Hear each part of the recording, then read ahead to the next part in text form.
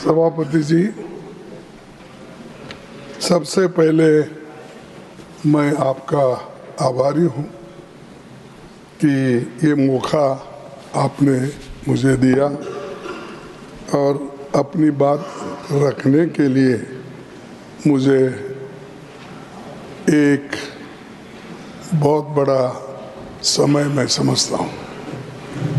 और जो बातें हम कहने जाते हैं शायद जरा बड़े गौर से सभी अगर सुनेंगे तो मुझे भी अच्छा लगेगा और मैं सदन को भी चंद फैक्ट्स बताना चाहता हूँ ताकि दूसरे लोग भी इसके बारे में समझें।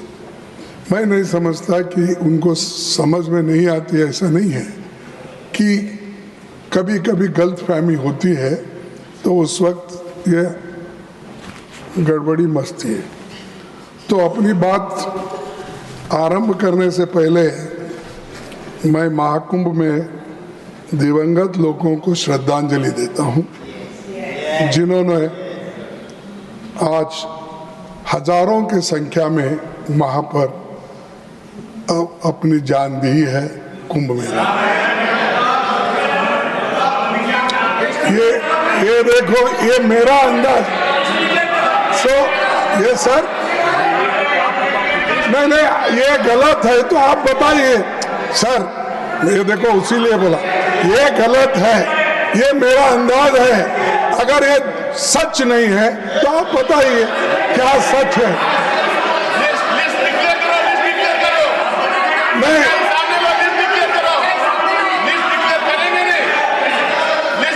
सर, आधुनिक भारत के महान आर्थिक शिल्पी डॉक्टर मनमोहन सिंह को भी मैं श्रद्धांजलि देना चाहता हूं। और जो लोग बिना कारण मारे गए हैं। If you yield, he wants to say something. No. So no. Honorable leader of the opposition is not yielding. Sir, no. No, I am not claiming look into it. That exactly what numbers. I am asking you, you declare. If I am false, if I am wrong, I am ready to do it. No, let the leader come and I don't. Sir, and जो दलित लोग अपनी जान इसमें खोए हैं,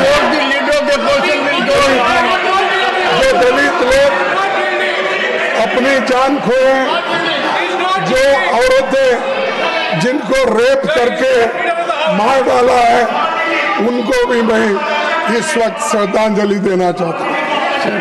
सभापति जी, हमारे देश में अभिभाषण की परंपरा। एक second. No, I am not yielding, sir. No. You may not yield for them. Yield for me. मैं आपके लिए yield होता हूँ, उनके लिए नहीं। Please take your seat. Honorable members, the leader of the opposition has indicated a scenario using figure to the extent of thousands. I appeal to him as, one second, I appeal to him in this house, whatever is spoken carries great weight. You know it more than I do. Sir, you have spoken something which has benumbed everyone. Thousands. A message from here, even if contradicted, goes to the entire world. With your experience, I am sure it will pain every heart. Sir, can you go to that extent? Sir, thousands you have used. I would appeal to you I would appeal to you as a senior, one of the senior most leaders of the country, as president of the Congress party, that if you put a figure in thousands, I can only appeal to your conscience. I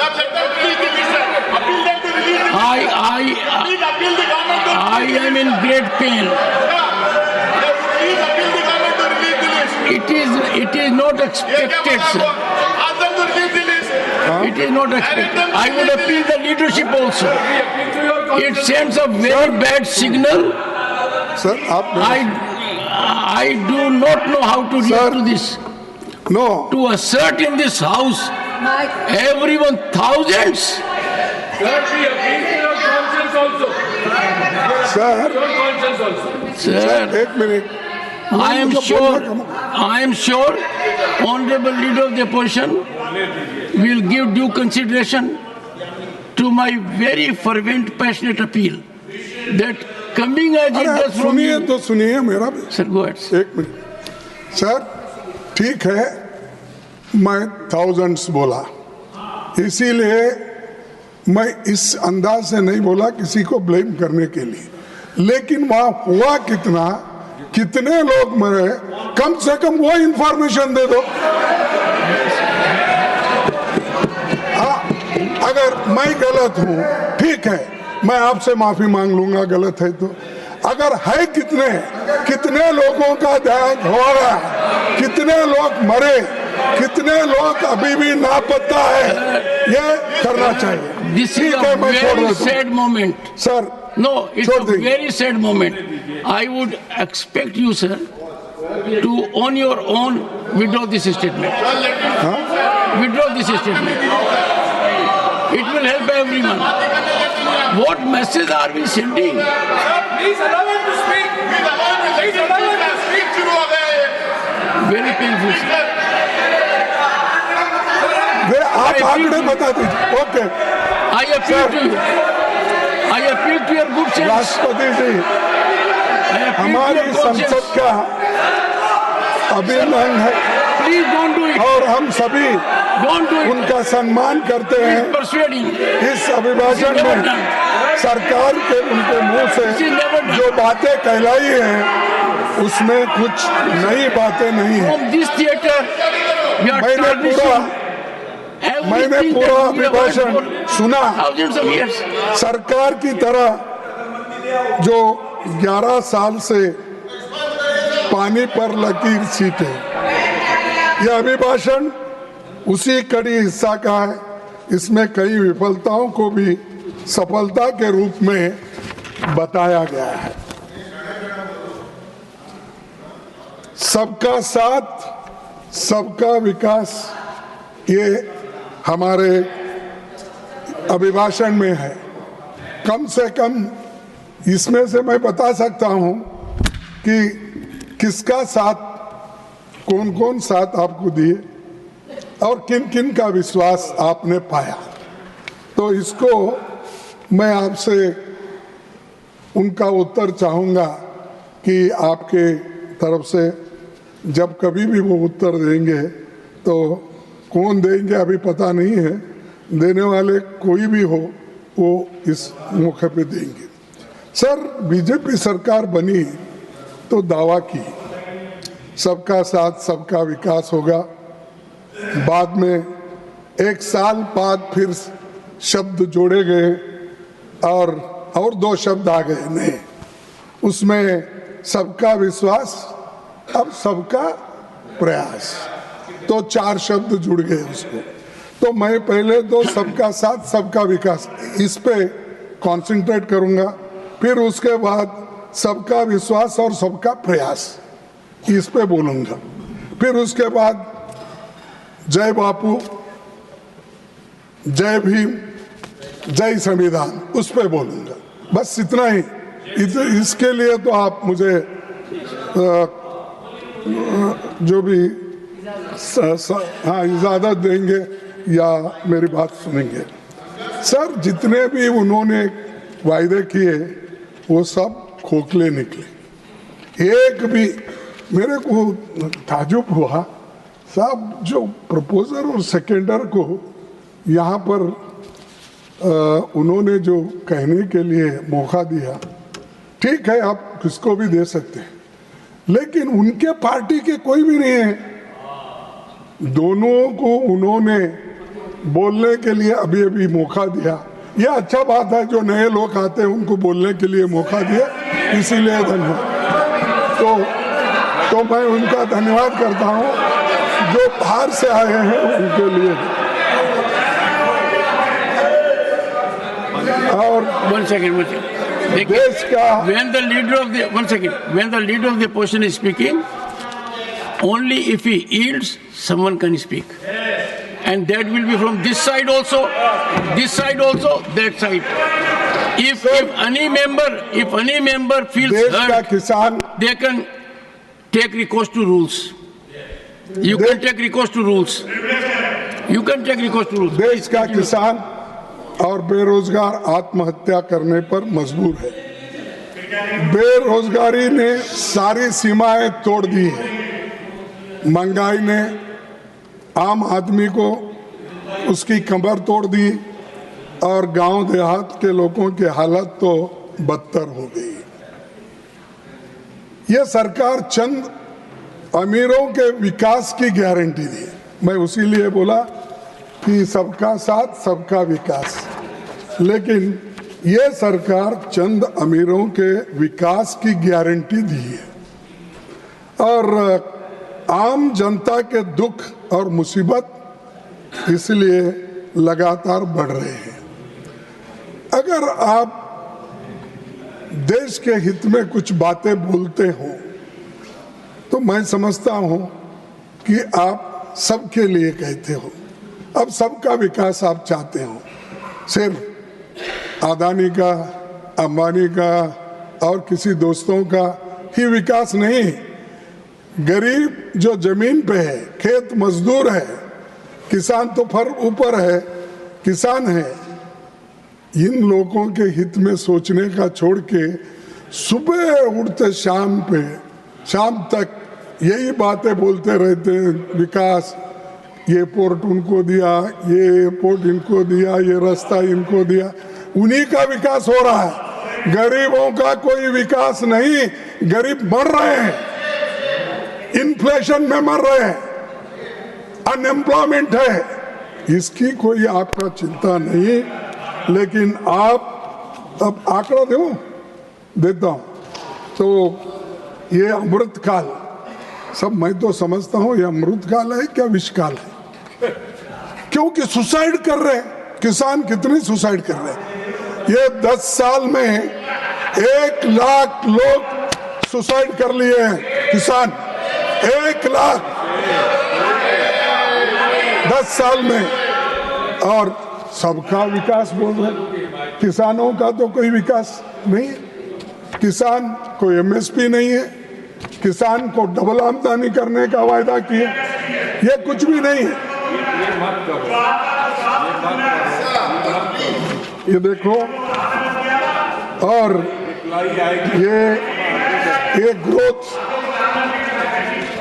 ये growth नहीं, job भी नहीं, और आज जो हो रहा है सिर्फ बेकारी बढ़ रही है। सर 2013 में मोदी जी सीएम थे गुजरात के, यूपीए सरकार थी यहाँ पर, तब उन्होंने क्या कहा था? फिर कोई इसको छेड़छाड़, मैं उन्हीं के शब्दों में कह रहा हूँ। रुपया अस्पताल में है। जब डॉलर के मुकाबले में रुपए की कीमत गिर रही थी, उस वक्त 60 रुपए पे कुछ था, तो उस वक्त आपने क्या कहा था? मोदी जी ने कहा था रुपए अस्पताल में है। हाँ, तेरा बाप का भी मैं ऐसा साथी था, तू क्या बात करता है? उसको लेके घूमा। चुप चुप चुप चुप चुप।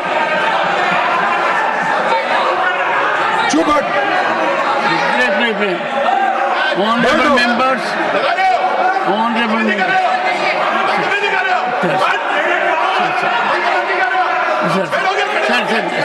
सर एक second, Neeraj Shekhar ji, Neeraj Shekhar ji, Neeraj Shekhar ji, Neeraj Shekhar, Neeraj Shekhar, Neeraj Shekhar ji, Neeraj Shekhar ji, please please please, एक second, please please please, no sir, no sir, no sir, no sir, please persuade Neeraj Shekhar ji to Piyush ji, Piyush Goyal ji, please persuade.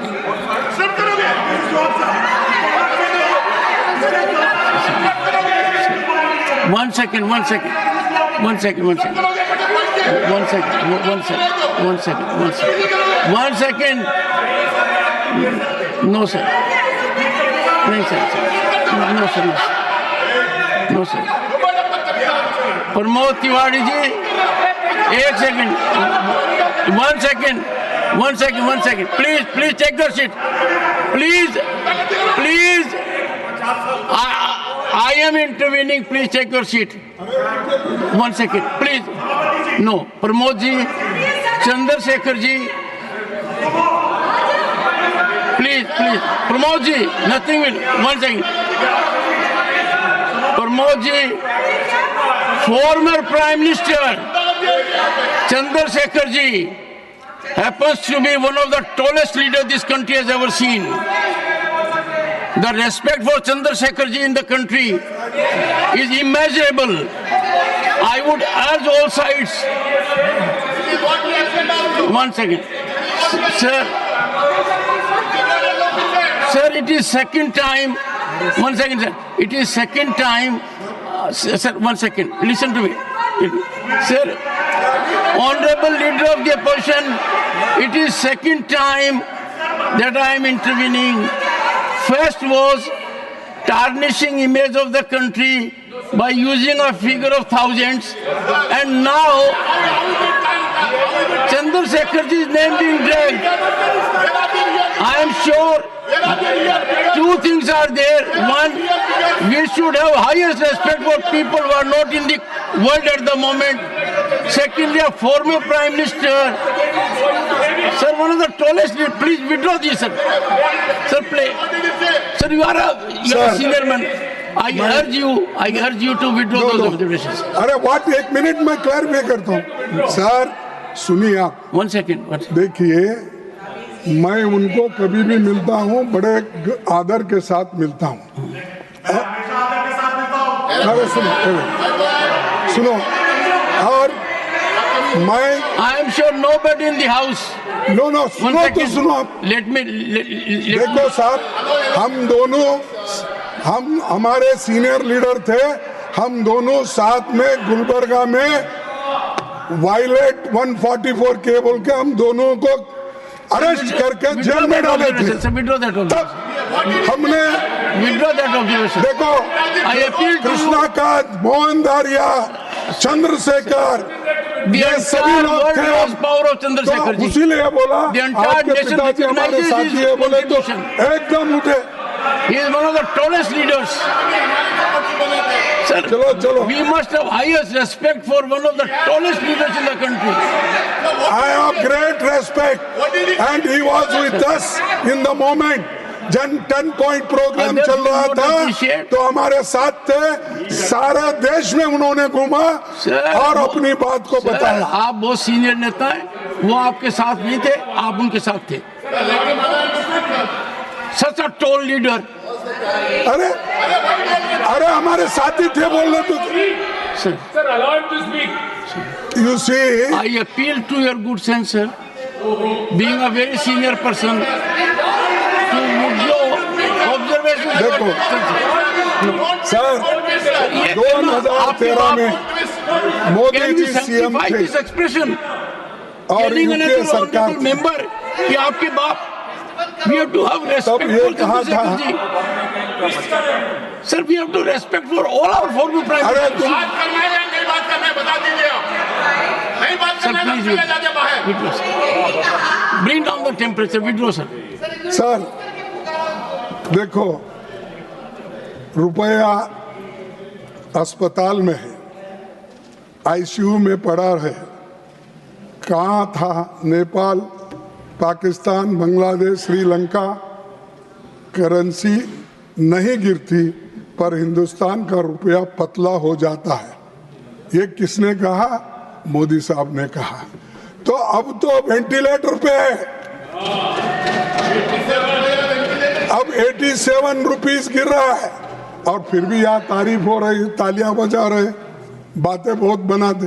अरे पहले की स्थिति भी देखो, आपने क्या कहा, आज आप कह रहे हैं, उसकी भी तुलना करो।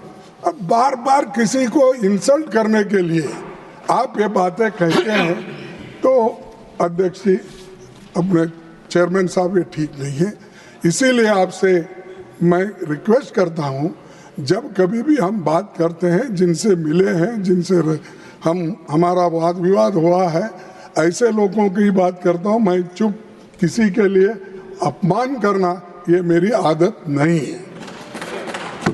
सर, ये तो वेंटिलेटर पे रखे हैं।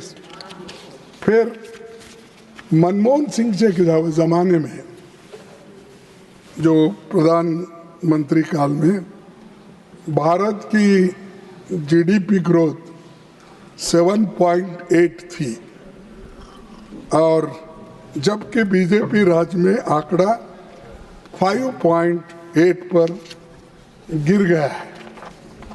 लेकिन मानते नहीं, हमेशा अपनी बात जो पहले बोलते हैं उसी पे वो खड़े होते हैं। ठीक है, उनको हक है, वो खड़े होने दो। लेकिन जब तक आपका ग्रोथ नहीं होगा तब तक आप एम्प्लॉयमेंट कैसा क्रिएट करेंगे? जब आपका इकोनॉमिक ग्रोथ नहीं है और आप कोई, आज जितने भी बातें यहाँ पर रखी गई है, मैं बजट पे नहीं बोल रहा हूँ, मैं सिर्फ अपने राष्ट्रपति भाषण में जो इसमें लिखा है वही मैं बोल रहा हूँ। जो एम्प्लॉयमेंट के बारे में और जो शिक्षा के बारे में सारी चीज़ें जो बोली वो मैं कह रहा हूँ।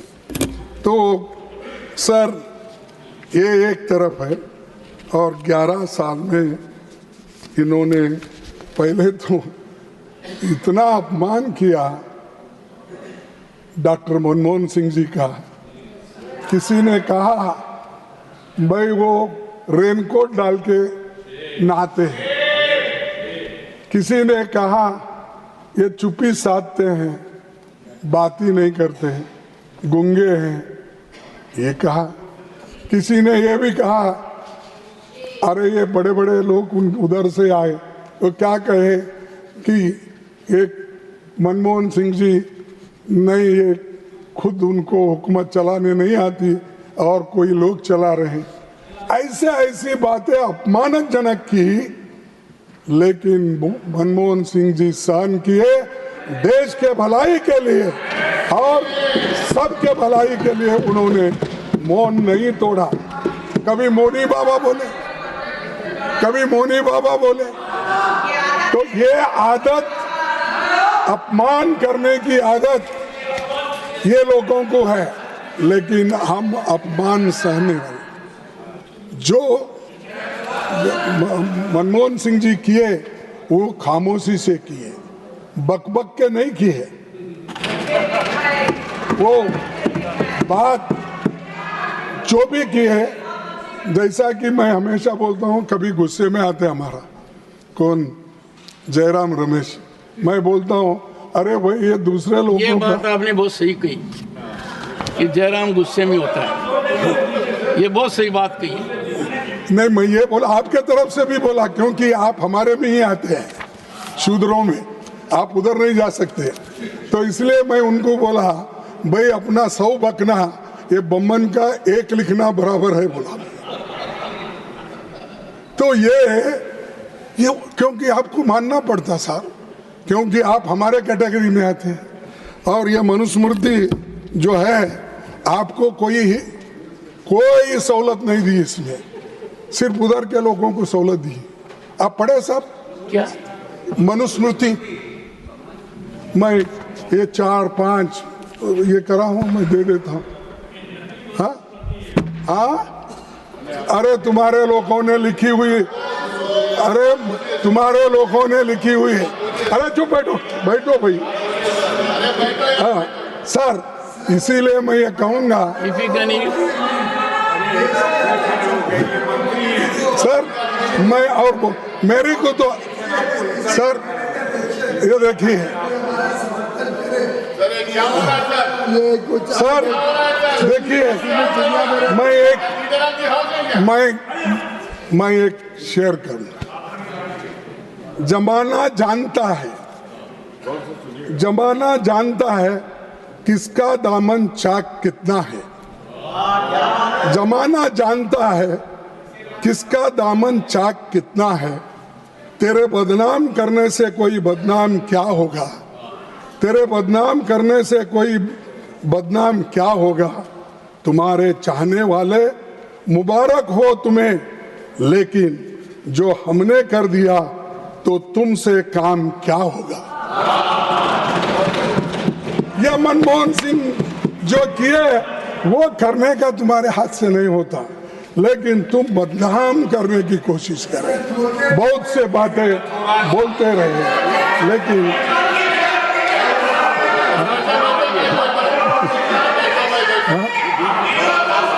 आप ये हो गया आपका सबका साथ सबका विकास का मॉडल। ये तो विनाशकारी है। नोटबंदी का हो और खराब तरीके से जीएसटी लागू करने का हो, या कोविड का 19 महामारी का मिसमैनेजमेंट हो, जिसमें देश तबाही के मुंह में खड़ा कर दिया था। तो ऐसी चीजें हो गई है, उसको मान लो, लेकिन एक तरफ लोगों को इतना धोखा देते हो, दूसरे तरफ अपनी वाहवाह कर लेते हो। सर, पढ़े लिखे नौजवान साथी हमारे देश में इतने हैं, वो सब बेकार हैं, अनएम्प्लॉयड है, उनको नौकरी नहीं मिल रही। लेकिन मैं पूछना चाहता हूं सरकार से, सर, सरकारी नौकरियों में कुल अभी भी 35-40 लाख वैकेंसीज खाली है। वो भर्ती क्यों नहीं कर रहे हैं?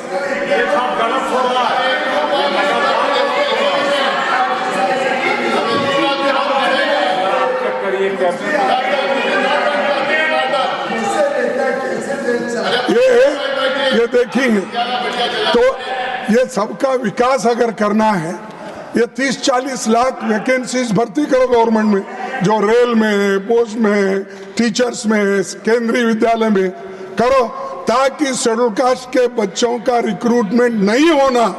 इसीलिए आप लोग रिक्रूटमेंट नहीं कर रहे, वैकेंसीज नहीं बढ़ रहे। और आपने तो बहुत बोला कि हर साल 2 करोड़ नौकरी, अब तो 21 करोड़ 22 करोड़ देना था। कहाँ है? अगर मैं आप झूठ है बोलूंगा, आप असत्य हो बोलते हैं, तो आप एकदम उठते हो। ये तो सत्य है ना।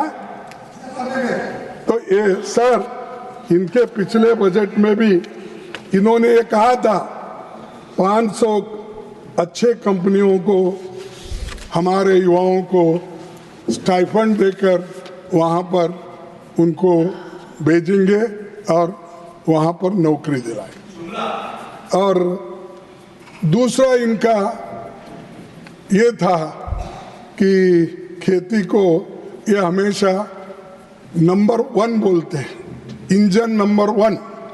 ये मोदी साहब के वर्ड है, मेरे नहीं है। इंजन नंबर 1, लेकिन इस बजट में इंजन नंबर 1 को क्या दिए? किसान को कितना दिए? क्या जो आज डिमांड कर रहे हो वो मिला उनको? साहब, झूठे वायदे मत करो, कम करो वायदे, लेकिन ज्यादा इंप्लीमेंट करो। वो छोड़ के आप वोटों के वोट खींचने के लिए कहाँ गए? वो तकरीर अलग करने का। तकरीरों से पेट नहीं भरता साहब, या डुबकी मारने से भी पेट नहीं भरता। पेट जो भरता है राशन से। और आपको एक उदाहरण देता हूँ सर, मैं आपको उदाहरण देता हूँ। जो महात्मा बुद्ध वो उपवास किए, बहुत दिन उपवास किए गया में। उपवास के बाद उनको लगा कि कोई प्रयोजन नहीं है, तो बहुत कि इतना जीर्ण हो गए। आखिरी में किसी महिला ने, सुजाता बोली याद, उन्होंने जो उनको खीर ला के दी, एक बार दो बार उन्होंने तो नकारा, लेकिन तीसरी बार उन्होंने उसको स्वीकारा।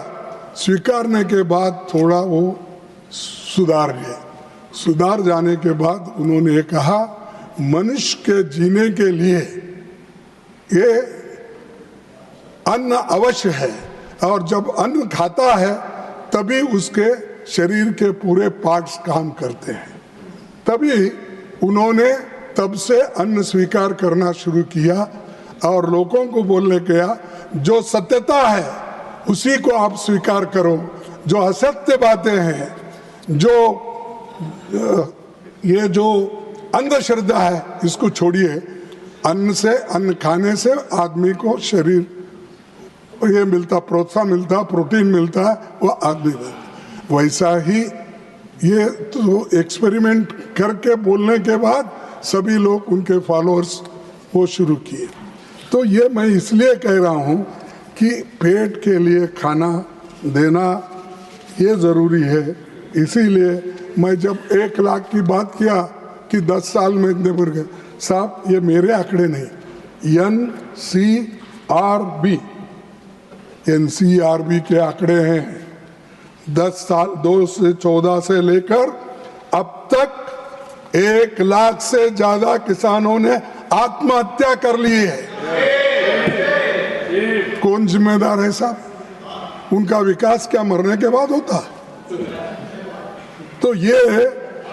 और क्रेडिट लिमिट बढ़ाने से क्या होगा साहब? कर्जा बढ़ जाएगा। तुम्हारी क्या मदद होगी? तुम्हारी सब्सिडी कहाँ है? तुम्हारी MSP कहाँ है? तुम्हारा फर्टिलाइजर सब्सिडी ज्यादा करने का कहाँ है? तुम्हारे इक्विपमेंट को छूट देने का कहाँ है? सब गब्बर सिंह टैक्स भी उसके ऊपर लगाते हो और दूसरे तरफ बोलते हो किसान का मैं बहुत बड़ा। साहब किसान के वो दुख दर्द नहीं समझते, जो आप समझते हैं मोदी साहब नहीं समझते। आप किसान फैमिली से आए हैं, आपको वो दुख और दर्द हल कैसा पकड़ना, किस वक्त खुरपी लेना, बोना कब और बीज, तो नहीं कम से कम देखिए, कम से कम वो जानते हैं। हल नहीं भी पकड़े तो पकड़ने वालों के साथ रह के देखें, अपना काम तो किया है। खुरपी से कम औरतें जो ये निकालती है कसवट, वो भी देखे हैं वो, लेकिन उन्होंने कुछ भी नहीं देखे सिवाय रेलवे डब्बे में चाय कैसा दे देते हैं, वो अलबत्ता वो देखे। छूट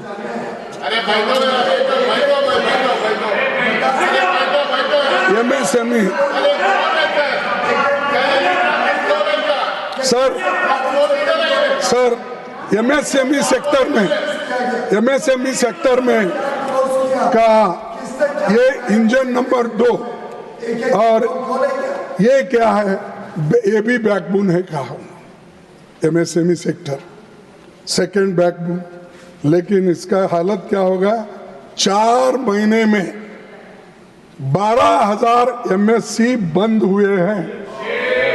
ये आप ही के आंकड़े हैं, मेरे नहीं, जो अपने इससे मिलते हैं, हाँ उससे हमने लिया है। तो हाँ CMI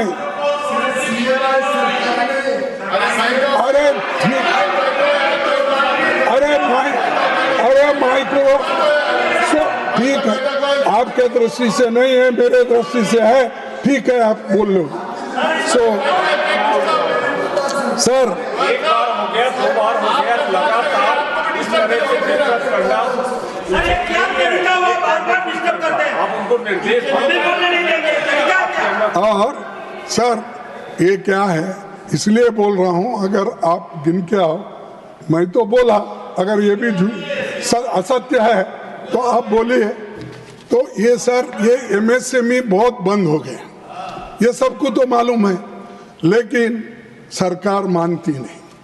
और दूसरे तरफ public sectors, rail, port, airports, public sectors, public resources, ये अदानी को सौंप दे रहे एक आदमी को। अरे दूसरे इंडस्ट्रियलिस्ट नहीं है, लेवल प्लेइंग ग्राउंड दो ना। तो आप लोग क्या करते हैं सर, उनको जो होना वैसे ही रूल्स बना के एक एडवर्टाइजमेंट निकालना और ताकि उनको ही मिले ऐसा कर देते हैं।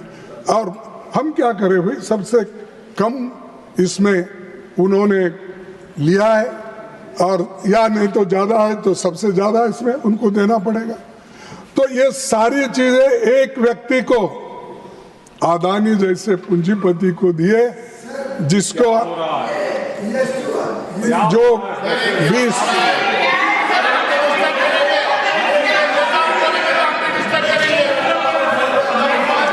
अरे सर मैं बात करेंगे तो हम भी डिस्टर्ब करेंगे, बात करने नहीं देंगे सर। यह तरीका है कि हाथ को 2 मिनट में खड़े हो जाते हैं, फिर इनके लीडर्स को बात करने नहीं देंगे हम। देखो, मैं तो पब्लिक सेक्टर के फेवर में हूँ, रहूंगा, और गरीबों के लिए मदद करने का वो एक ही तरीका है जो पंडित जवाहरलाल नेहरू ने निकाला। और सर मैं एक छोटी सी बात करता हूँ, जो गोपाल दास नीरज ने कहा था। क्या कहा था? जो लूट ले कहार की दुल्हन की पालकी, जो लूट ले कहार ही दुल्हन की पालकी, हालत यही है आजकल हिंदुस्तान की। औरों के घर की धूप उसे क्यों पसंद हो, औरों के घर की धूप उसे क्यों पसंद हो, बेची हो जिसने रोशनी अपने मकान की, बेची हो जिसने रोशनी अपने मकान की। ये कब कहा था? हाँ, कब कहा था? कौन से कालखंड में कहा था? ये किसने कहा था? गोपाल दास नीरज ने कहा। Digvijay Singh ji, if a chair speaks, sir please have some respect. No, I am only trying to find out from the leader of the opposition during which period ये कहा गया था। ये कहाँ का?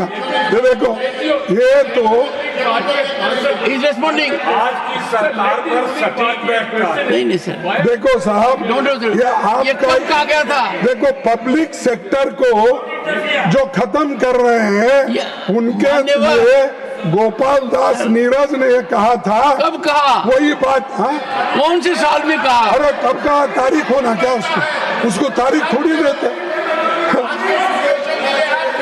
In which year it has been said? हाँ, ये कब कहा गया है? अरे अगर वो होना है तो मैं किताब आपको भेजूंगा। नहीं, किताब की बात नहीं है। देखिए, नहीं भेजूंगा, मैं झूठ नहीं, लेकिन इन बातों पर जय Amitabh Bachchan ji, please take your seat. फिर वो टेक योर सीट। देखिए सर, मैं पूछना चाहता हूँ, नहीं सुनिए, एक सेकंड आप सुनिए। अब 2-4 शेर शायरी हमारे इन्होंने किया, किरण ने, कहाँ से कभी पूछा आप डेट कहाँ है किताब का? I would appeal, sir, and I have said on number of occasions.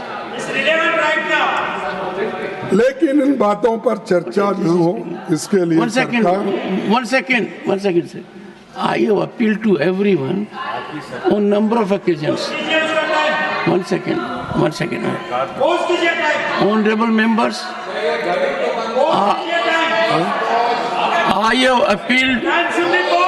I have appealed. Sir, आज के सरकार के ऊपर मैं बोल रहा हूँ, उसके संबंधित ये बात है, और ये मेरा नहीं है, किसी शायर ने ये लिखा है, मैं आपसे पेश कर रहा हूँ। आप स्वीकार करो या रिजेक्ट करो, लेकिन हमारा आपके खिलाफ ये आवाज रहेगी। शायर ने कब कहा? सर, शायर का दिमाग कब घूमा?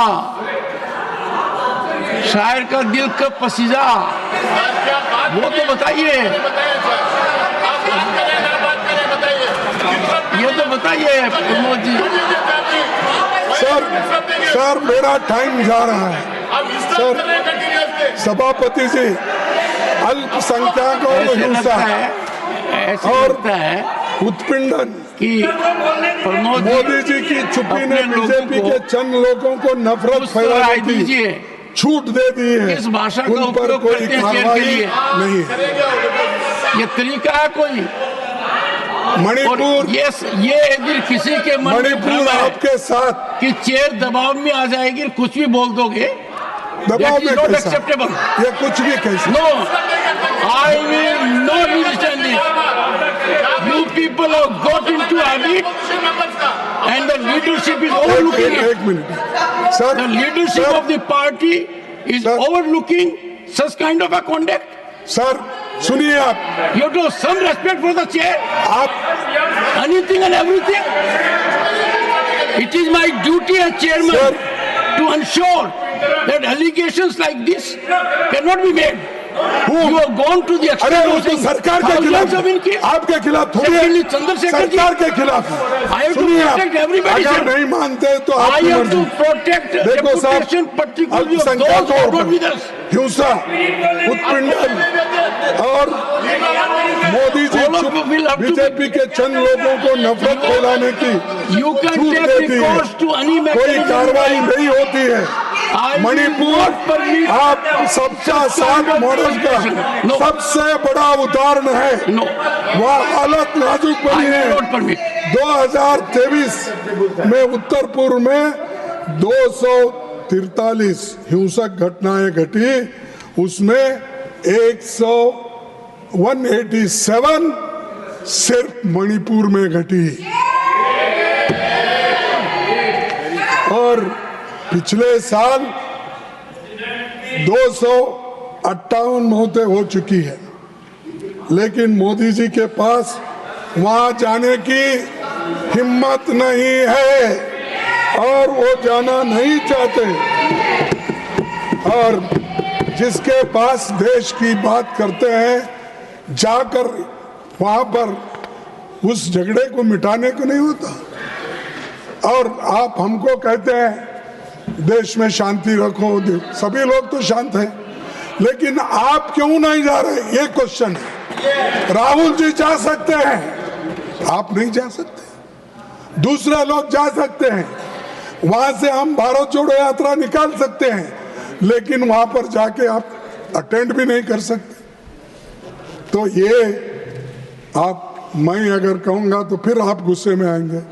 ये डर है उनको, मैं डरपोक नहीं कहता, डर है उनको। और डर हमेशा आदमी को कमजोर बनाता है। आप इसीलिए सर, आपको मौका मिला तो एडवाइस दो एक बार जाके आने के लिए। मैं आपको सर, आप ही नहीं मान रहे मेरा एडवाइस। हाँ, आप आज क्या क्या कह गए, रात को सोने से पहले चिंतन करना। देखो साहब, मैंने क्या कहा, मैं आपको भाषण का कॉपी ही देता, पूरा आप निकाल के लिए। कोई अगर गलत है तो बात और है। सो SC ST सबका विकास, सबका प्रयास, ये अब वो तो हो गया सबका साथ सबका विकास। ये है सबका विश्वास, सबका प्रयास। क्या प्रयास है? SC ST OBC तो बर्बाद हो गए, उनको शिक्षण की कोई व्यवस्था ठीक नहीं हो रही है। और आज SC ST के खिलाफ 13% अपराध बढ़े हैं और ST के खिलाफ 14% अपराध बढ़े हैं। और वहीं कन्विक्शन रेट 7% कम हो गए। और ये क्या दर्शाता है कि गवर्नेंस की कमी है। और गवर्नेंस करने वाले अगर ठीक ढंग से नहीं करे तो बहुत मुश्किल होता, ये लोग और मारेंगे, मर जाएंगे, पीटेंगे, सब कुछ होगा। मैं ज़्यादा नहीं कहना चाहता हूँ, 3 उदाहरण देता हूँ इसके बारे में। पहला, परसों ही अयोध्या की घटना हुई। भागवत कथा सुनने गई दलित बेटी के साथ जिस तरह की दरिंदगी हुई, उसे आज पूरा देश शर्मसार है। और मैं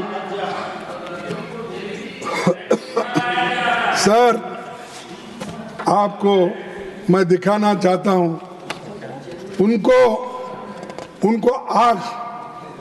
उनके आँख निकाल दिए, पैर तोड़ दिए और रेप करने के बाद उनका मर्डर भी किया गया।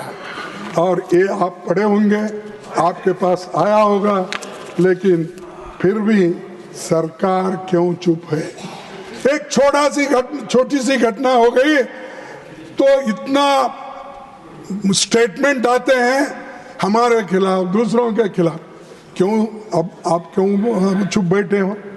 और ये अयोध्या रेप कांड अत्यधिक खून बहने से हुई थी। युवती की मौत दुष्कर्म के मामले पर पुलिस ने चुप्पी साधी। ये है यूपी का गवर्नमेंट, और यूपी के गवर्नमेंट की सर आप तारीफ मत करो। तारीफ करने से और ऐसे खून खराबे ज्यादा होंगे।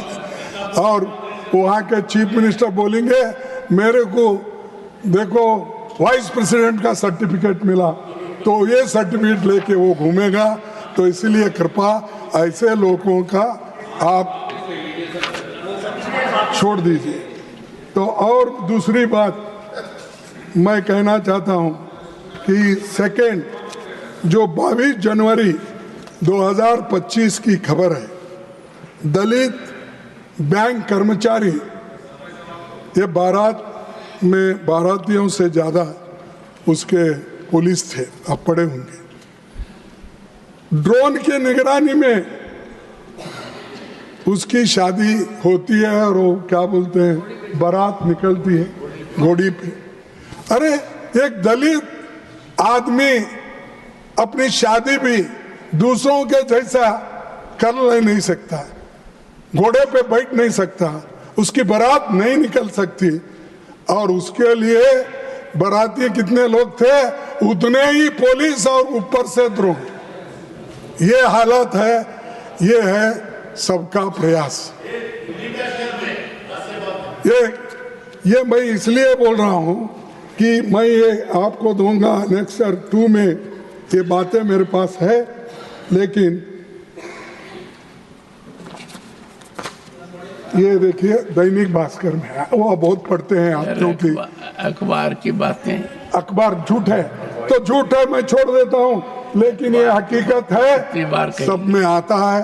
आप इंटेलिजेंस से पूछ लिए ना, सब मेरे पर भरोसा नहीं आपका, इंटेलिजेंस से पूछ लिए। तो ये दूसरा घटना, मैं ताजे घटने दे रहा हूँ, पुराने नहीं। तो ये तीसरा घटना ये है, सासाराम बिहार के सांसद है मनोज कुमार पर जानलेवा हमला हुआ। सासाराम एक रिजर्व सीट से चुन के आए हैं। अगर एक सांसद का ये हाल है तो आप सोचिए कि किस ढंग से ये यहाँ पर सियासत हो रही है और वो चल रहे हैं। और मैं आपसे ये विनती करूंगा, यही सबका विश्वास, क्या यही सबका प्रयास? ये तो ऐसा प्रयास हो रहा है कि दलितों को खत्म करने का प्रयास हो रहा है, महिलाओं को रेप कर रहे हैं। और आप बोल रहे हैं कि पेपर में आए सो सभी बात अगर झूठ है, कोई भी पेपर मत पढ़ो, मत पढ़िए आप।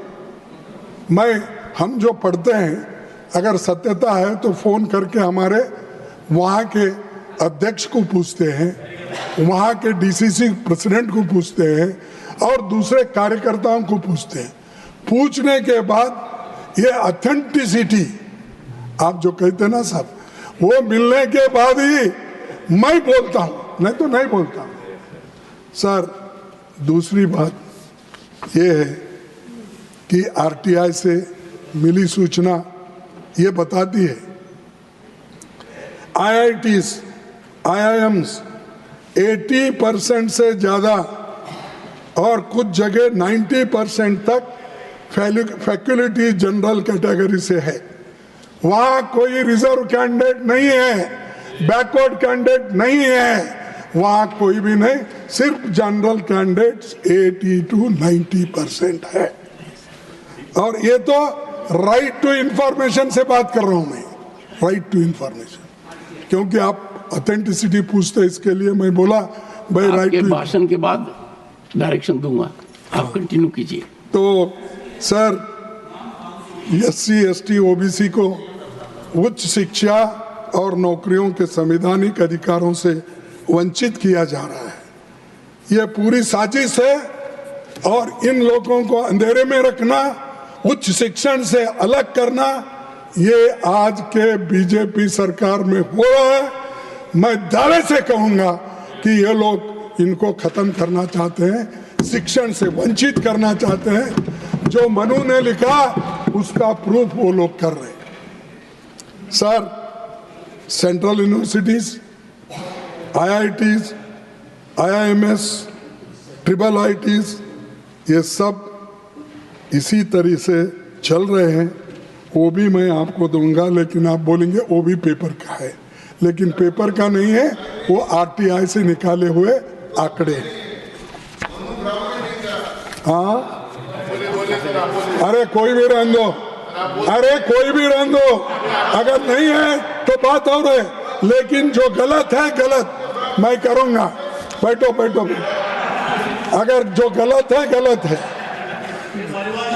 हाँ, तुम मनुवादी हो तो सर आप स्कॉलरशिप बंद कर रहे हैं, SC, ST और OBC छात्रों का स्कॉलरशिप में कटौती की है, प्री मैट्रिक स्कॉलरशिप बंद करें।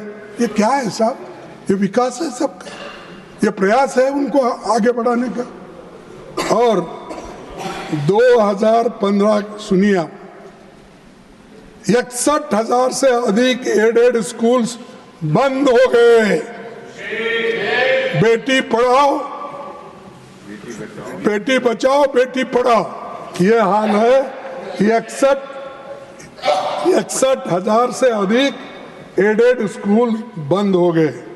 उत्तर प्रदेश में 27,000 सरकारी स्कूल बंद करने का काम चल रहा है और स्कूल रैशनलाइजेशन नीति से 50,000 और स्कूल बंद किए जाएंगे। रैशनलाइजेशन तो बीजेपी सरकार पूरे शिक्षा तंत्र पर कब्जा करने में, UGC रेगुलेशन में सरकार चाहे किसी को भी वाइस चांसलर बना सकते और राज्यों का अधिकार गवर्नर को सौंप दिया गया है। और ये सरकार ऐसी है, चुनी हुई सरकार की बात कम सुनती है, गवर्नर की ज्यादा सुनती है और गवर्नर को यहाँ के सिखा के भेजता।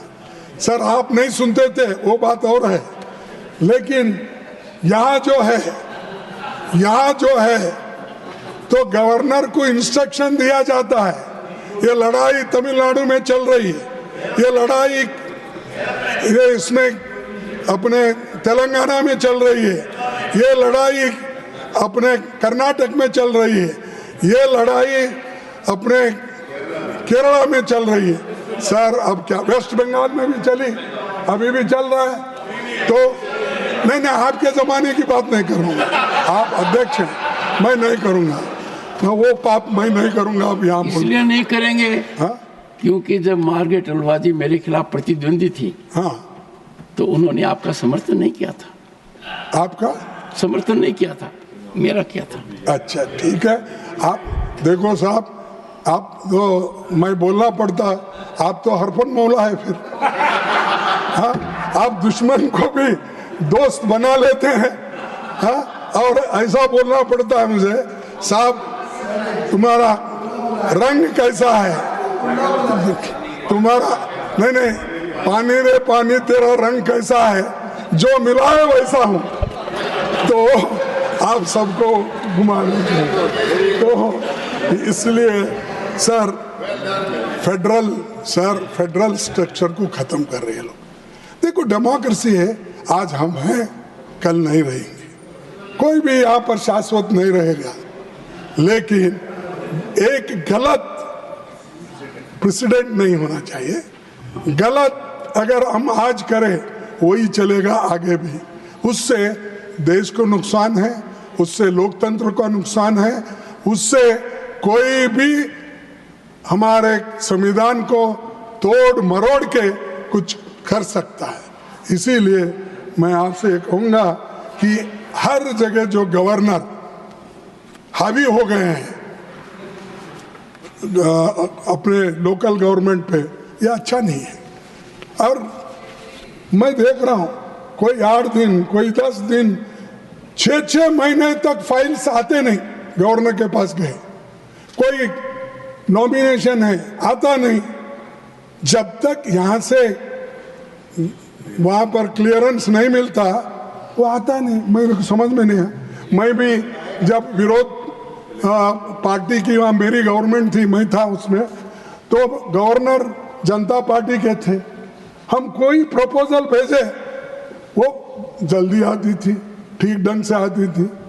कोई ऐसी आज जो चल रहा है क्वारी भेज के भेजना अननेसेसरीली, ये गवर्नर रूल नहीं करना, जो जनता ने चुनी हुई सरकार है उसकी बात सुनना, ये मेरा विनती है आपसे। और ये जब नहीं करेंगे फेडरल सिस्टम को अब खत्म कर रहे हैं। दूसरी बात ये है सर, और गवर्नर्स आजकल जनता का काम कम कर रहे हैं, सेंट्रल गवर्नमेंट का ज़्यादा कर रहे हैं। तुम सताओ, ठीक है सताओ, तो ये क्या है, मेरे को इससे मैं तो नाराज हूँ, लेकिन हमारी नाराजगी तो आप सुनते नहीं, लेकिन जनता की नाराजगी है, जिन्होंने लाखों वोटों से उनको चुन के लाया। और एक सर, ये निजीकरण से भी क्या हो गया है पब्लिक सेक्टर, मैंने पहले ही कहा कि ये लोगों को, खासकर SC/ST लोगों को नुकसान हुआ, और आज उनको नौकरियां खत्म हो गई। 1,30,000 नौकरियां उनको मिलने का वो नहीं मिल रहे। तो अगर आप 2 रोटी चावल देंगे, कुछ तो मैं 2,000 रुपये दूंगा, ये भी कहेंगे, लेकिन कायम नौकरी, परमानेंट नौकरी, ये उसको 40-50 साल तक उसको कायम नौकरी मिलती है, उसके बाल बच्चे को वो पाल सकता है, विद्या दिला सकता है। इसीलिए वो नौकरी भर्ती करने की ज़रूरत है। सिर्फ उपदेश करने से फायदा नहीं, तुम्हारे हाथ में जो है वो पहले करो, उसके बाद में भाषण देते जाओ। सर, कॉन्ट्रैक्चुअल लेबर्स आज कम से कम 46% नौकरी पे है, और लैटरल एंट्री जो है इसके, ये भी तो कहीं से कहीं ला रहे हैं, और तो क्वालिफिकेशन नहीं हो रहा। अब भाई मेरे ज़माने में हुई, ठीक है हो गई, लेकिन तुम सुधारो ना, तुमको कौन बोला ना को सुधारो। और सर मैं आपसे ये करूँगा, ये लैटरल एंट्री बड़ा डेंजरस है, कि क्योंकि ये IAS ऑफिसर की जगह बैठ रहे हैं, और ये यूनिवर्सिटी में भी अपॉइंट कर रहे हैं। अगर वो गवर्नर को जो अपॉइंट करने का भी अभी जो निकला है, अगर कोई स्किल डेवलपमेंट के तहत, आपने तो ये बताया कि स्किल डेवलपमेंट के लिए जो आदमी जहाँ फिट होता उसके लिए ट्रेनिंग दे रहे हैं। जो गवर्नर को कुछ मालूम ही नहीं होता, ऐसे आदमी को अगर किसी वहाँ पर, मैं क्या कहूँ अब, जिसको उसका क्वालिफिकेशन ही नहीं, उसको वाइस चांसलर बनाने जा रहे हैं आप, तो लैटरल तो है, लेकिन गलत आदमी को लोग रहते हुए, available people, qualified people, if they are there, Why you are going for lateral entry? क्योंकि SC ST बैकवर्ड क्लास के रिजर्वेशन को खत्म करने के लिए उनको वाइस चांसलर नहीं बनना चाहिए, उनको प्रोफेसर नहीं बनना चाहिए। इसीलिए आप ये सारे चीजें कर रहे हैं और इससे एक बहुत बड़ा षड्यंत्र भी है। और कॉन्ट्रैक्चुअल लेबर एम्प्लॉयमेंट आप देते जा रहे हैं और ये सोचते, फिर मैं बोलूँगा तो लोग चंद लोग उधर उठेंगे कि मैं मनुस्मृति की सोच आपकी है अगर कहता हूँ, लोग झट से उठते हैं उधर, क्योंकि वो मनुवादी के सपोर्टर हैं, तो उठना ही पड़ता है, उठ सकते हैं। सर, आज मनुस्मृति के वजह से जिन लोगों को जिन महिलाओं को आज हमारी माताजी जो फाइनेंस बजट रखी कल, हाँ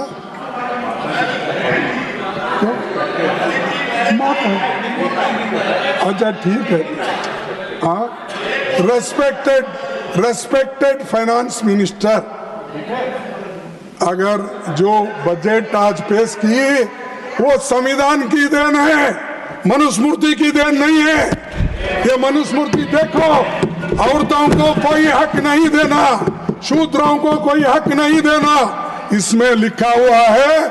अगर कोई आज फाइनेंस मिनिस्टर बने, कोई एजुकेशन मिनिस्टर बने, कोई ये बने, तो ये देन है डॉक्टर बाबा साहब अम्बेडकर, पंडित जवाहरलाल नेहरू जी ने जो संविधान बनाया उसके तहत मिला, और हम लोगों को भी बोलने का अधिकार मिला, आज संविधान की वजह से मिला।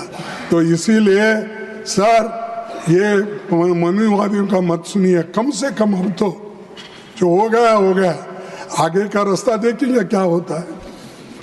तो दूसरी चीज, मैं आपको जाति जनगणना, इसके बारे में, जाति जनगणना के बारे में इसलिए हम कहना चाहते हैं कि जाति जनगणना अगर एक बार हो गई तो सबकी हालात, मासी हालात मालूम है, और कौन से स्टेज में कौन सी कम्युनिटी है, उसका फायदा अपने को मिलता है, और जिसको सहूलत हम देना है उसको हम सहूलत दे सकते हैं।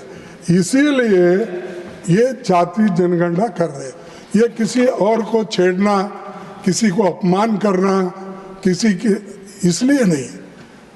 बैकवर्ड क्लासेस जिनको आज बहुत बैकवर्ड में फिर बैकवर्ड है, मोस्ट बैकवर्ड, तो इनकी सब हालात मालूम होगी।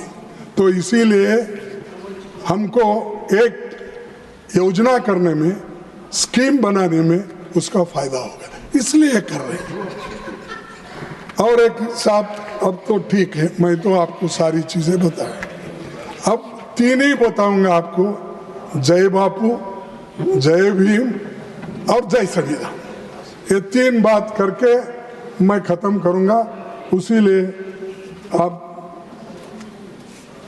सर, गांधी जी, दुर्दैव की बात है कि इस प्रेसिडेंशियल स्पीच में सर मैं तो नहीं देखा, सर आप बहुत पढ़ते हैं, शायद आपको मिला होगा, गांधी जी के कोई कार्यक्रम है साहब? हाँ है, की सरकार मानने वाले हाँ, मुझे क्योंकि आप बारीकी से पढ़ते हैं, इसीलिए पूछा कि मेरे को आजकल बड़ा चश्मा होना पड़ता, इसीलिए मेरे को नहीं मिला हो।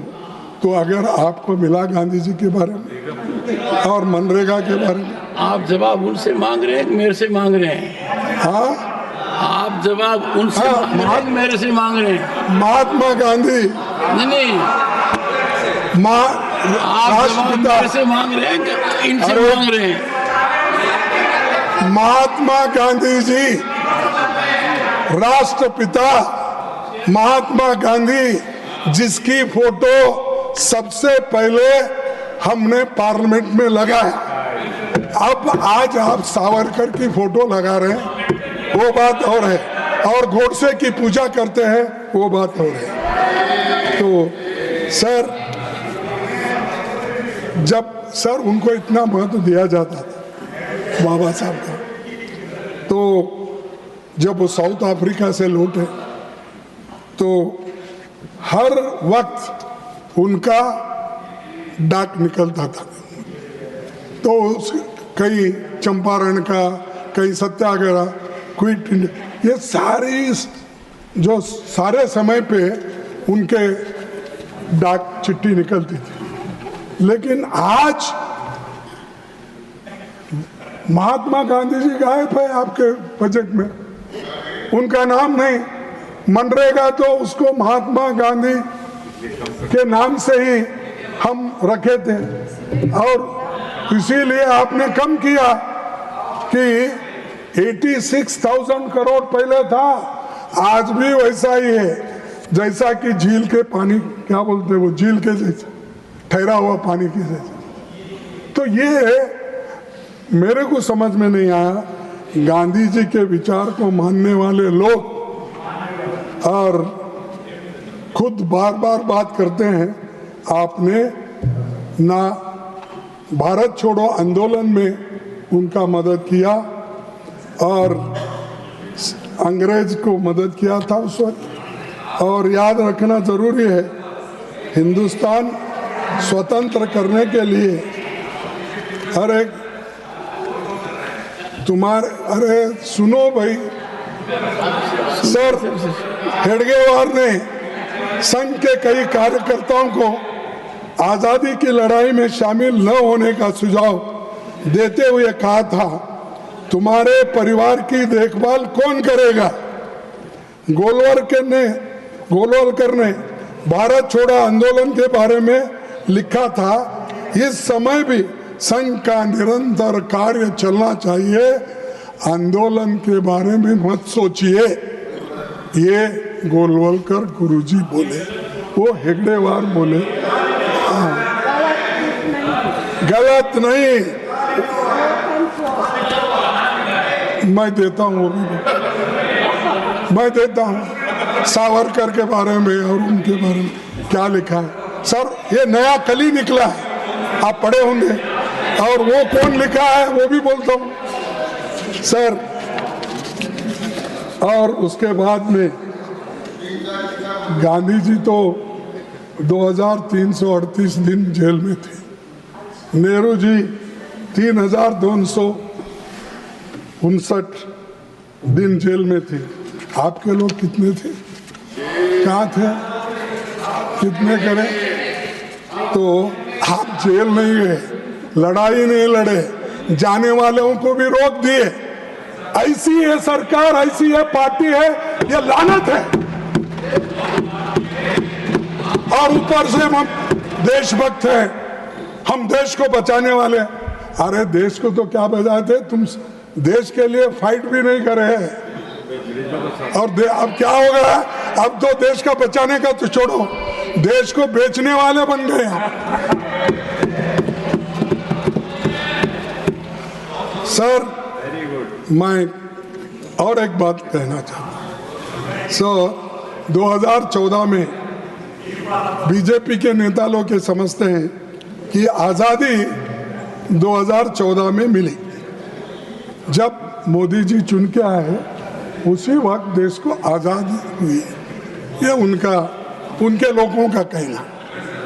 और आरएसएस के सरसंघ चालक मोहन भागवत कहते हैं 2024 में राम मंदिर बनने पर मिली आज़ादी, वो कहते।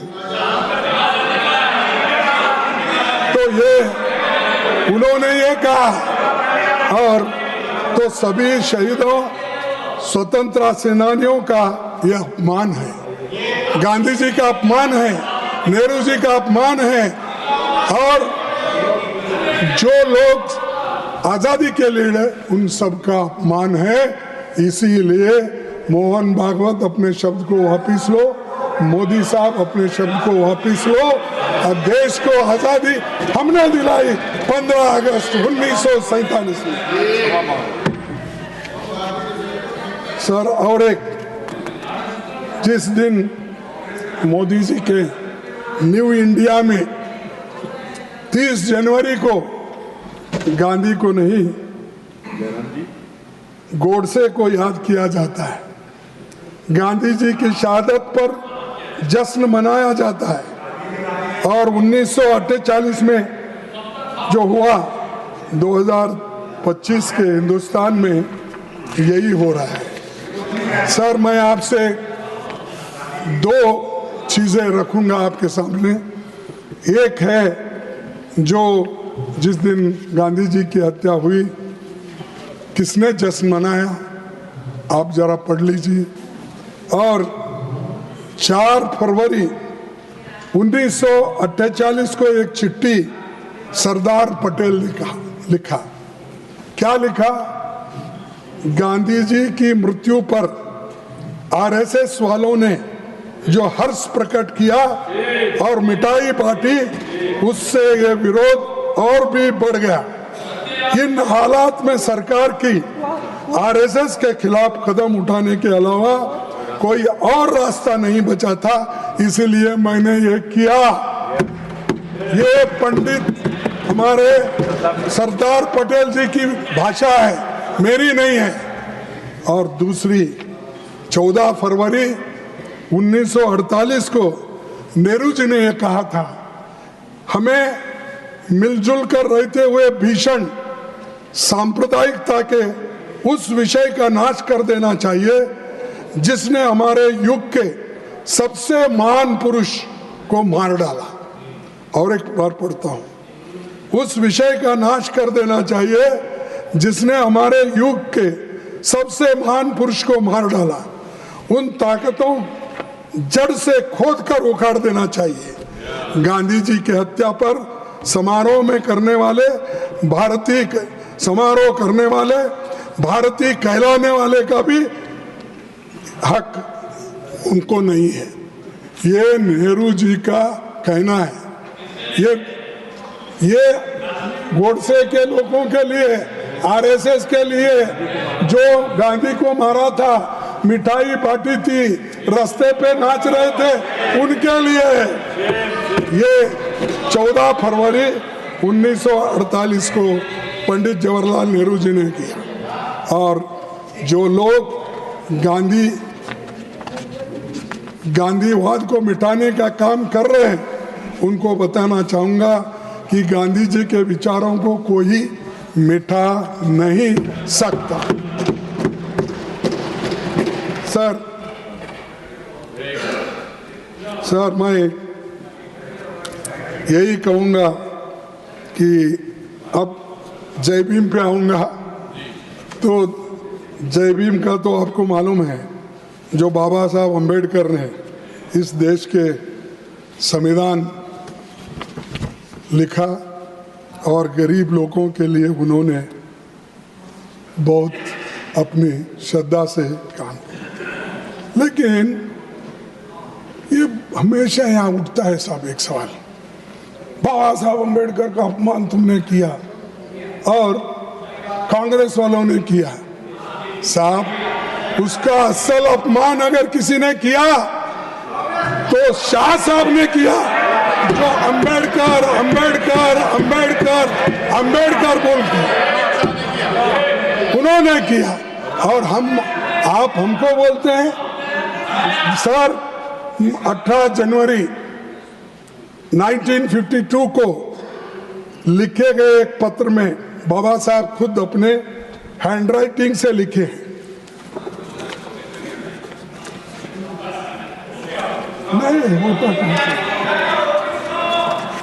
अपने हैंडराइटिंग से लिखा है। उसमें देखो भाई, देखो अपने हैंडराइटिंग से ये पत्र लिखा है। ये पत्र 18/1/52 अपने दोस्त को कमलाकांत को उन्होंने पत्र लिखा और ये कहा उन्होंने कि मुझे जो हराया गए वो लोग कौन है। मैं क्षमा चाहता हूँ किसी पार्टी को अगर धक्का लगा तो जब मुझे माफ़ करना, लेकिन फैक्ट्स जब हम सामने रखते हैं तो सर तो एक इनको अपने दोस्त को उन्होंने खत लिखा, माय डियर कमल खान। मैं वो सब नहीं पढ़ता। Askar, who was here recently, told me that the plot to defeat me was hatched by Dange and Savarkar, who was inflamed by my proposal to partition Kashmir. He said that was revealed to him by Sangolkar. Whatever the cause, we must acknowledge the following facts. बाकी तो अरे सावरकर और डांगे ने उनको हराया और बोल रहा है कि कांग्रेस हराई। कांग्रेस तो अपोजिशन, कांग्रेस एक पार्टी थी, बाबा साहब अम्बेडकर की शेड्यूल कास्ट फेडरेशन थी और वहां पर दोस्ती थी कम्युनिस्ट की, सोशलिस्ट की और शेड्यूल कास्ट फेडरेशन की।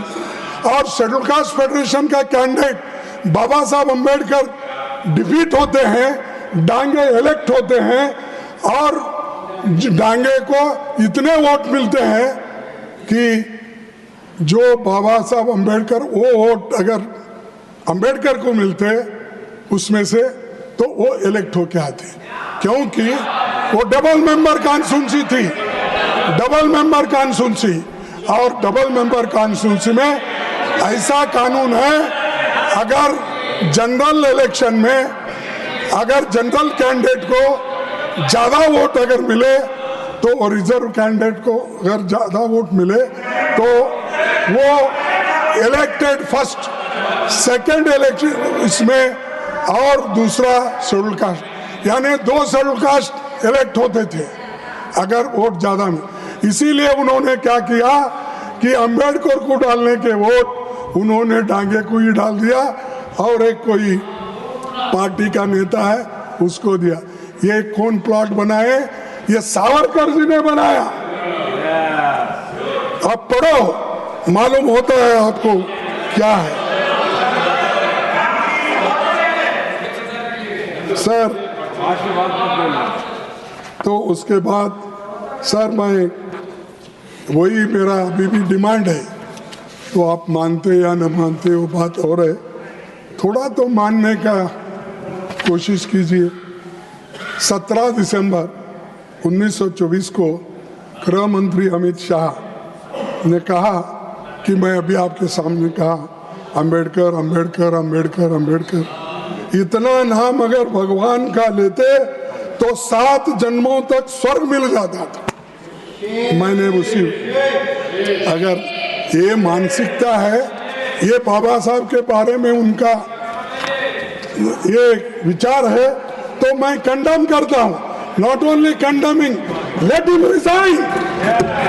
उस पोस्ट में रहने के लायक नहीं है जो व्यक्ति दलितों का भगवान जिसको माना जाता है, इस देश के संविधान को जिसने बनाया, सबको समानता का हक दिया, सबको इक्वालिटी, लिबर्टी, फ्रेटर्निटी, ऐसे शब्दों का जो संविधान में डाल के सबको समानता का संदेश दिया, तो इसीलिए ये लोग, मैं आपको ये कहता हूं कि उनको तो रिजाइन करने की आवश्यकता। अरे पब्लिक डोमेन में जो है वही बोल रहा हूं मैं झूठ या असत्य बोलने नहीं जाऊंगा। सर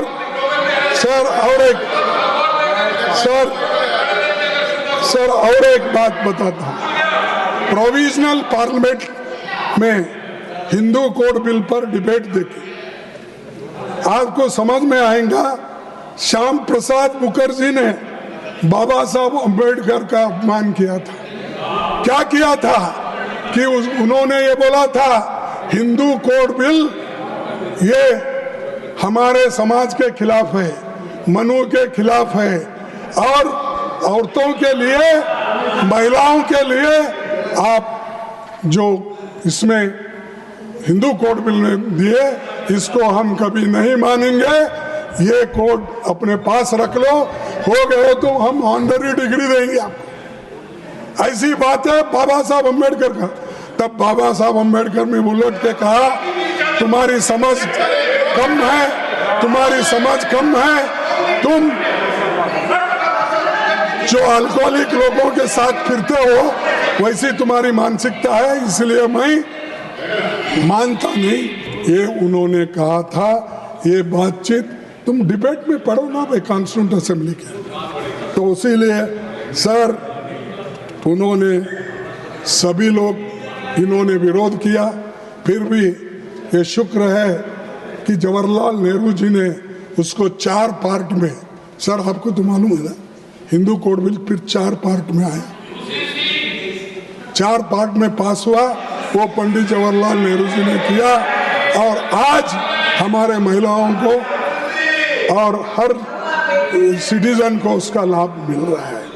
तो मैं इतना ही कहता हूँ कि ये आरएसएस के लोग ये बाबा साहब का पुतला जलाए, गांधी जी का जलाए, नेहरू जी का जलाए, तो इसीलिए मैं बोल रहा हूँ कि मैं तो पुरजोर तरीके से ये कहूँगा कि वो माफ़ी मांगे, अपना पद छोड़ दे, ताकि ये बता दे कि उन्होंने कितना अन्याय दलितों के ऊपर किया है और किस भाषा में किया है। उसके अलावा पंजाब में अंबेडकर की मूर्ति को तोड़ दिए, उसी तरह से यहाँ पर जो मूर्तियाँ सामने था उसको हटा के एक पीछे कर दिए, गांधी जी का भी पीछे कर दिए। अरे क्या मिलने वाला है आपको? सब ये मूर्तियाँ हटा कर तुमको क्या मिलने वाला है? तुम तो बनेंगे नहीं। लेकिन जो बना है, जो देश माना है, उसकी मूर्ति अगर है तो आपको क्या दर्द है? कोई भी यहाँ बोलते हैं कभी भी उठ के अंबेडकर की मूर्ति तुम, अरे वो तो 2 अप्रैल 1967 में कांग्रेस पार्टी ने लगाई थी वहां, तुम नहीं। हम सब उसके लिए लड़े थे 62 में, जब हमारे सर आपको मालूम है अपने जो पंजाब के स्पीकर थे हुकुम सिंह उस वक्त, और राधा कृष्णन वाइस में, उस वक्त वो लगी थी, इनके वक्त नहीं है। इसीलिए मैं कहना चाहता हूं, गड़बड़ में कुछ भी बोलने मत जाओ, जरा सुधार लो अपने आप को। जोश में आकर तुम होश खो लेते हो और अपनी बात भूल जाते हो, सत्यता क्या है इसके आगे पीछे ये नहीं देखते। तो इसीलिए मैं आखिरी में ज़्यादा और कुछ नहीं बोलता, क्योंकि अब समय भी खत्म होते आ रहा। तुम उधर देख रहे हो, हमारे पीछे के लोग मेरे तरफ देख रहे हैं।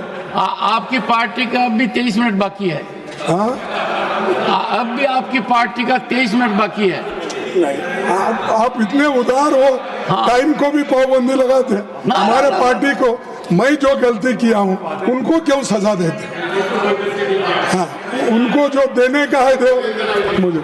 सर, मैं मोदी जी के 10 झूठ बोलकर मेरे भाषण को खत्म कर दूं। एक, ये सत्य ही बोल रहा हूँ, सत्य के सिवाय कुछ नहीं बोलता। सर 2014 में बोले पहला जुमला, विदेश से काला धन आएगा, सबको 15 लाख मिलेगा। बोला या नहीं बोला? नहीं, उधर के लोग नहीं बोल रहे। सर दूसरा जुमला, हर साल 2 करोड़ नौकरियां देंगे। बोला या नहीं बोला? तीसरा जुमला, पेट्रोल डीजल की कीमत कम करूंगा। बोला या नहीं बोला? बोला। सर चौथा जुमला ये क्या है? 2022 से तक उन्होंने 2022 में बोला मैं गंगा पूरा क्लीन करूंगा, साफ करूंगा। इसके लिए वो तो साफ करने का गया, और तुम इतने लोग जाकर गंदगी किए, उसके ओर से और भी गंगा गंदी होगी, क्योंकि पापी लोग जाने से, श्रद्धालु नहीं, श्रद्धालु तो भक्ति से आते हैं, ये पॉलिटिकल लीडर्स है ना साहब, ये वो बहुत इनकी गंदगी धोना बड़ा मुश्किल है।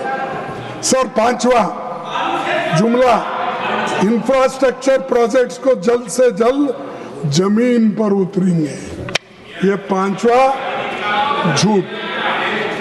और 6ठा जुमला, मेक इन इंडिया, मैन्युफैक्चरिंग में 2022 तक 10 करोड़ नई मैन्युफैक्चरिंग नौकरियां, बोला है नहीं बोला? और 7वां जुमला, 2022 तक किसानों की आय दोगुनी, बोला या नहीं बोला साहब? आप तो बोलिए, आप बोलिए साहब, आप बोलिए जरा, वाह नहीं। सर, 8वां जुमला, नोटबंदी के बाद उन्होंने कहा, मित्रों मुझे सिर्फ 50 दिन दे दो, अगर मेरी कोई कमी रह जाए तो आप जिस चौराहे पर कहोगे मैं खड़ा होकर देश की जनता जो सजा देगा उसको मैं स्वीकार करूंगा। बोला या नहीं बोला? बोला। सर, 9वां जुमला, 2022 तक मुंबई अहमदाबाद बुलेट ट्रेन चलेगी, चल गई? नहीं चली। सर, 10वां जुमला, सभी किसानों को पीएम किसान का फायदा देंगे, ये उन्होंने 10वां जुमला। नहीं मिला। सर, 11वां जुमला, भगोड़े आर्थिक अपराधियों को भारत वापस लाया जाएगा और देश के लोगों को सौंपा जाएगा। लाए? नहीं। सर, ये 11 झूठे मेन है, बता रहा हूं मैं। 11 जो उन्होंने जुमले बोले थे ये तो सच है ना सब, ये मैं ऑथेंटिकेट क्या करूं, आप तो सुने हैं। तो ऐसे जो जुमले देकर देश को जो फंसा रहे हैं उनको आप नसीहत सिखाना चाहिए और उसके लिए आप लोग कहना चाहिए। और आखिरी में मैं ये बात करके अपने बात को समाप्त करूंगा और ये बात एक ही करूंगा मैं, नफरत के ठेकेदारों, हिंसा के पैरवीकारों, कह दो गांधी जी डटे रहेंगे, कह दो गांधी जी डटे रहेंगे, इनके मारे नहीं मरेंगे, इनके मारे नहीं मरेंगे। ये जितना भी जोर लगा ले, दिल दिमाग में विष फैला दे, गांधी अपना काम करेंगे, इनके मारे नहीं मरेंगे, इनके गाने नहीं मरेंगे। इतना कह के मैं अपने बात को समाप्त करता हूँ। जय हिंद, जय बापू, जय भीम, जय संविधान। धन्यवाद।